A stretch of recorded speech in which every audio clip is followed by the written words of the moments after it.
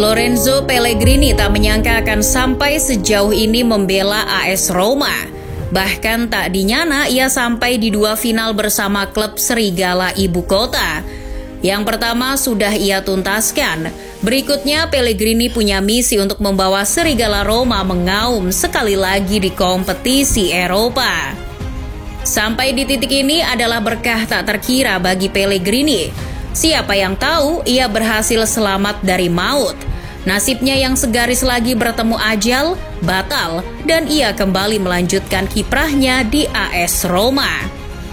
Tim yang sudah sejak kecil ia bela dan sukai. AS Roma sudah terlanjur melekat dalam diri Pellegrini. Hubungan Pellegrini dan AS Roma sangat dekat. Keterikatan itu terjalin sebab keluarga Pellegrini memang penggemar AS Roma. Karena itulah setiap kali Roma bertanding di Stadion Olimpico, Pellegrini selalu diajak nonton. Ia pun menjadi penggemar AS Roma. Saat usianya 3 tahun, Pellegrini bahkan sudah sesumbar dengan kawan-kawannya bahwa ia akan menjadi pemain AS Roma. Namun waktu itu di usianya yang masih sangat kecil, Pellegrini jelas belum menyadari bahwa tidak mudah menjadi pemain sepak bola. Butuh perjuangan, kemampuan fisik, kualitas bermain, dan tentu saja yang paling penting, uang.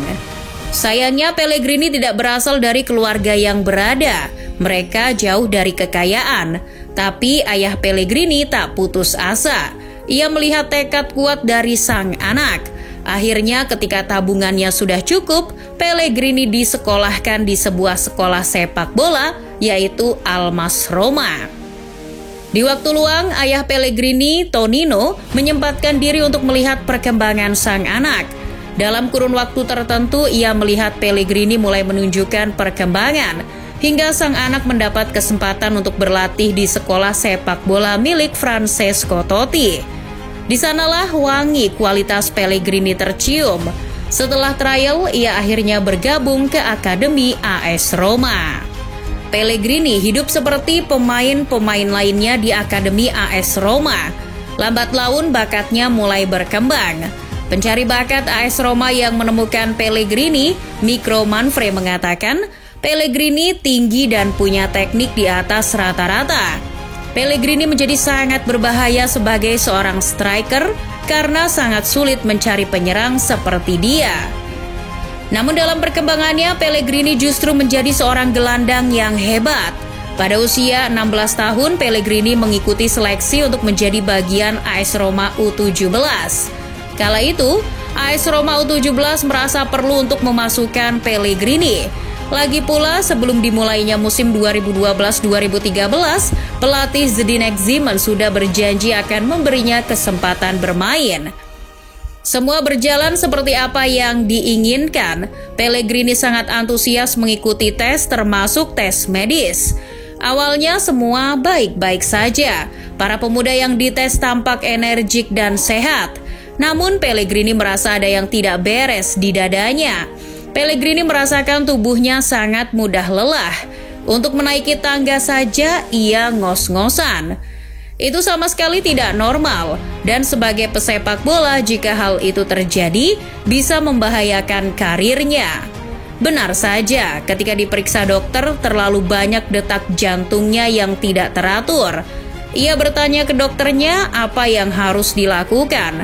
Sang dokter menjawab Pellegrini harus istirahat. Ia tidak boleh bermain sepak bola selama 6-8 bulan. Pellegrini tersentak, hatinya seperti tertusuk belati. Bagaimana mungkin tidak bermain sepak bola? Bagaimana mungkin ia rela istirahat saat kesempatan membela AS Roma ada di depan mata? Tidak ada berlari, tidak ada sepak bola, tidak ada latihan.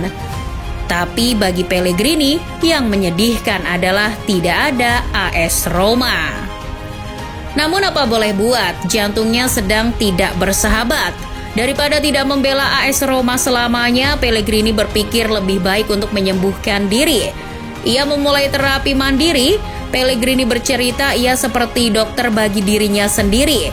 Hampir setiap malam, selama beberapa bulan, pemain kelahiran Roma itu merasakan ketukan di dadanya. Ia mencoba merasakan ketukan yang tidak teratur itu hadir. Lalu dia akan duduk di tempat tidur dan memastikan semuanya hening, termasuk ketukan tak teratur di dadanya. Pellegrini memperbanyak istirahat sambil berharap dan berdoa agar detak jantungnya kembali ke sedia kala. Suatu hari, ia merasakan detak jantungnya kembali normal. Penyakit aritmianya sudah berhenti. Ia pergi ke dokter lagi, memeriksanya. Dan benar, ia tak lagi lelah ketika menaiki tangga. Waktu yang tepat untuk kembali ke lapangan. Pellegrini termotivasi dan terus berlatih setelah sembuh dari penyakit jantungnya. Sungguh malang nasib Pellegrini. Saat melakoni laga pertamanya di tim muda AS Roma, Pellegrini justru harus cedera. Tulang metatarsal kelimanya patah.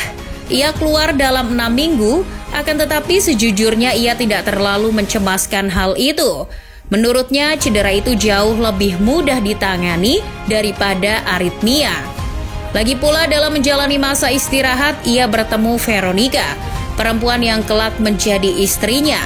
Setelah sembuh dari cedera, ia pun kembali ke lapangan. Pellegrini bermain untuk tim Roma Junior dengan memainkan 3 pertandingan setiap akhir pekan. Ironisnya, setelah itu ia justru frustasi. Alih-alih bermain untuk tim utama AS Roma, Pellegrini malah dijual ke Sassuolo pada tahun 2015. Di dalam penjualannya itu ada klausul buyback bagi AS Roma. Ya, meski begitu Pellegrini tak bisa menyembunyikan rasa frustasinya karena harus dilepas klub yang sudah 10 tahun ia bela. Masa-masa menjadi pemain Sassuolo justru dilakoni dengan baik oleh Pellegrini, dan itu menjadi titik balik karir Pellegrini. Di Sassuolo ia bermain selama 54 laga dengan mengemas 11 gol dan 7 assist. Performa apiknya itu bikin Giallorossi mengaktifkan klausul buyback-nya. Pellegrini pun pulang ke AS Roma pada 2017. Pada musim 2017-2018, sekembalinya ke AS Roma, Pellegrini mencatat 1.810 menit bermain. Itu menjadikannya gelandang keempat dengan menit bermain terbanyak kala itu di bawah Raja Nainggolan, Kevin Strootman, dan Daniele De Rossi. Pada musim berikutnya, jumlah menit bermainnya meningkat menjadi 1.827 menit. Lebih banyak ketiga di bawah Steven Nzonzi dan Bryan Cristante. Ia membawa dimensi baru buat Giallorossi. Perannya adalah mengkreasikan serangan dan mengalirkan bola ke penyerang. Peran yang ternyata belum pernah ia emban sebelumnya, namun berhasil dilakukannya. Pellegrini berhasil menjaga konsistensi hingga Jose Mourinho datang ke Olimpico pada 2021. Ia menjadi kapten AS Roma, sesuatu yang diimpikan, sebab dulu ia ingin menjadi seperti Francesco Totti. Di tangan The Special One, Pellegrini tak tergantikan. Pellegrini selalu menjadi pilihan utama.